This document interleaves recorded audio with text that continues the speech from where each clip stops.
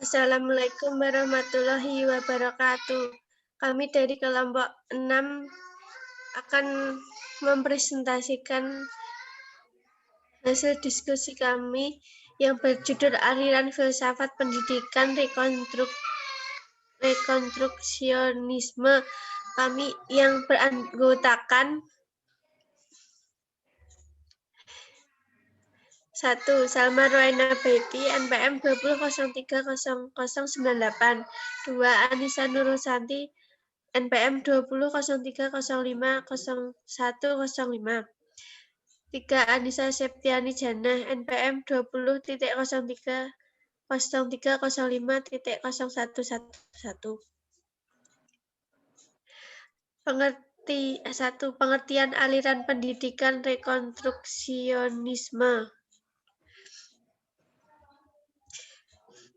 Rekonstruksionisme merupakan salah satu aliran filsafat yang merupakan kelanjutan yang logis dari cara berpikir progresivisme dalam pendidikan. Rekonstruksionisme berasal dari bahasa Inggris yaitu reconstruct yang artinya adalah membangun kembali. Aliran ini bertujuan untuk merombak kembali suasana lama dan mengubahnya ke tatanan hidup yang baru dan bercocok modern. Aliran ini dianggap lebih baik karena menyatakan jika tidak cukup jika seseorang siswa atau individu hanya berfokus pada pengalaman kemasyarakatan di sekolah, namun juga melopori ke arah masyarakat baru yang diinginkan sesuai perkembangan hidup dan kehidupan sebagai konsekuensi perkembangan ilmu pengetahuan, teknologi, dan juga seni.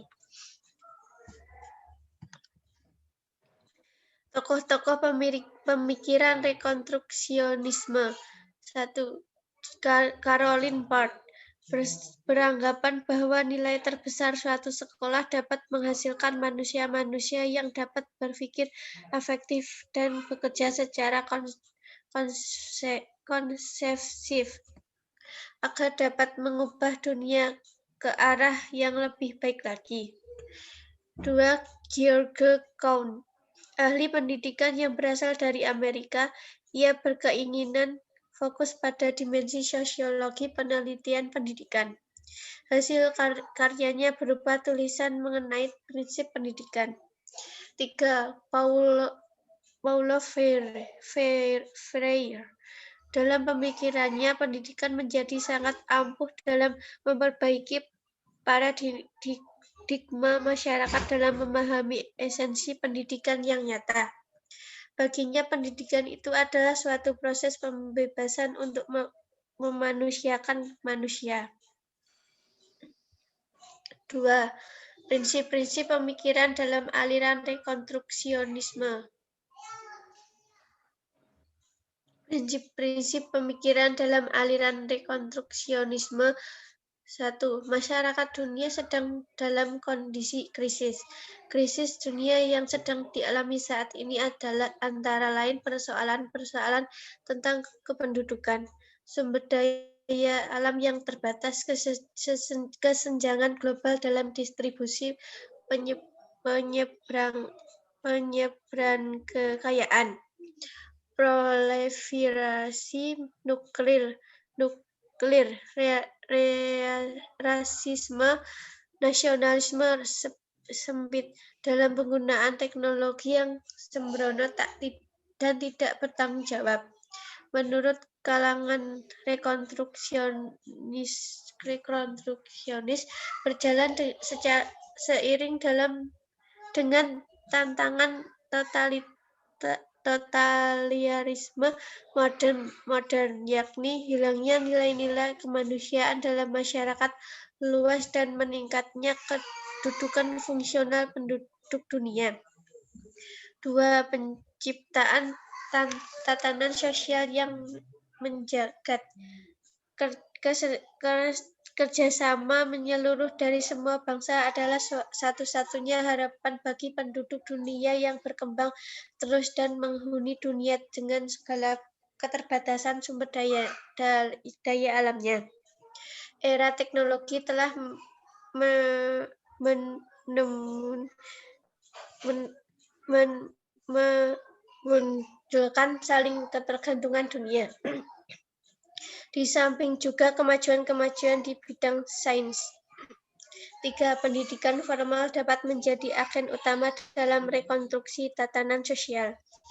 Sekolah dapat dan harus mengubah secara mensadar peran tradisionalisme menjadi sumber inovasi sosial. Tugas mengubah peran pendidikan amatlah urgen karena kenyataan bahwa manusia sekarang mempunyai kemampuan memusnahkan diri.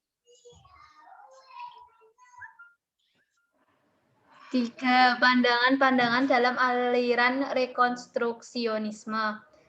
Pandangan-pandangan dalam aliran rekonstruksionisme adalah 1. Pandangan secara ontologi. Aliran rekonstruksionisme memandang bahwa realita itu bersifat universal yang mana realita itu ada di mana dan sama di setiap tempat. 2. Pandangan ontologis. Dalam proses interaksi sesama manusia-manusia diperlukan nilai-nilai, tetapi secara umum ruang lingkup atau skup tentang pengertian nilai tidak terbatas. Aliran rekonstruksionis memandang masalah nilai berdasarkan asas-asas supernatural yang menerima nilai natural yang universal, yang abadi berdasarkan prinsip nilai teologis. 3. Pandangan epistemologis. Kajian epistemologis aliran ini lebih merujuk pada pendapat aliran pragmatisme atau progresif dan perennialisme. Berpijak dari pola pemikiran bahwa untuk memahami realita alam nyata memerlukan suatu asas tahu dalam arti bahwa tidak mungkin memahami realita ini tanpa melalui proses pengalaman dan hubungan dengan realita terlebih dahulu melalui penemuan suatu pintu gerbang ilmu pengetahuan. 5. Implikasi rekonstruksionisme dalam pendidikan. Implikasi rekonstruksionisme dalam pendidikan adalah Power tahun 1982 menggunakan istilah neoprogresivisme untuk aliran rekonstruksionisme dan menemukan implikasi pendidikan sebagai berikut. 1. Tema, pendidikan merupakan usaha sosial. Misi sekolah adalah untuk meningkatkan rekonstruksi sosial. 2. Tujuan pendidikan. Pendidikan bertanggung jawab dalam menciptakan aturan sosial yang ideal. Transmisi budaya adalah esensial dalam masyarakat yang majemuk. Transmisi budaya juga harus mengenal fakta budaya yang majemuk tersebut. 3. Kurikulum. Kurikulum sekolah tidak boleh didominasi oleh budaya mayoritas maupun oleh budaya yang ditentukan atau disukai. Semua budaya dan nilai-nilai yang berhubungan berhak untuk mendapatkan tempat dalam kurikulum. 4.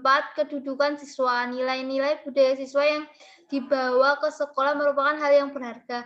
Keluhuran pribadi dan tanggung jawab sosial ditingkatkan manakala rasa hormat diterima semua latar belakang budaya. 5. Metode. Sebagai kelanjutan dari pendidikan progresif, metode aktivitas dibenarkan atau learning by doing. 6.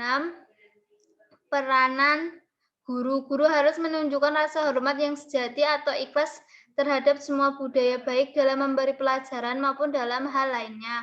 Pelajaran sekolah harus memiliki budaya masyarakat. 6. Kekurangan dan kelebihan aliran filsafat rekonstruksionisme. Kelebihan aliran filsafat rekonstruksionisme adalah 1. Aliran filsafat rekonstruksionisme mengikuti perkembangan zaman, bukan hanya mengikuti perkembangan zaman, karena pada umumnya pendidikan bersifat terbuka dan fleksibel terhadap perkembangan zaman agar tidak ketinggalan di masa mendatang. Yang kedua, adalah aliran filsafat ini menekankan peran murid dan juga peran guru yang cukup besar dalam pembelajaran.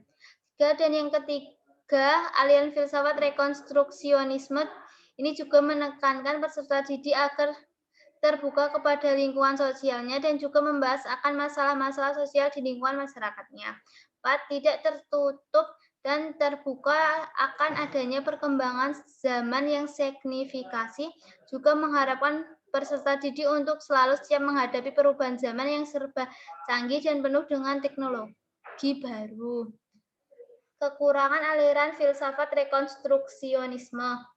1. Aliran filsafat ini terlalu berfokus kepada sosial, yang artinya aliran filsafat ini terlalu berfokus kepada memperdalam ilmu sosial peserta didik.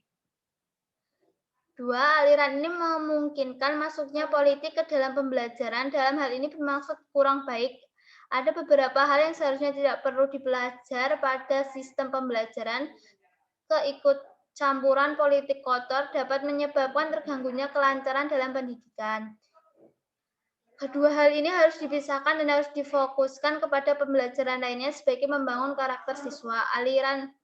Aliran filsafat rekonstruksionisme tidak terlalu fokus terhadap perkembangan karakter anak yang sangat dibutuhkan sekarang ini.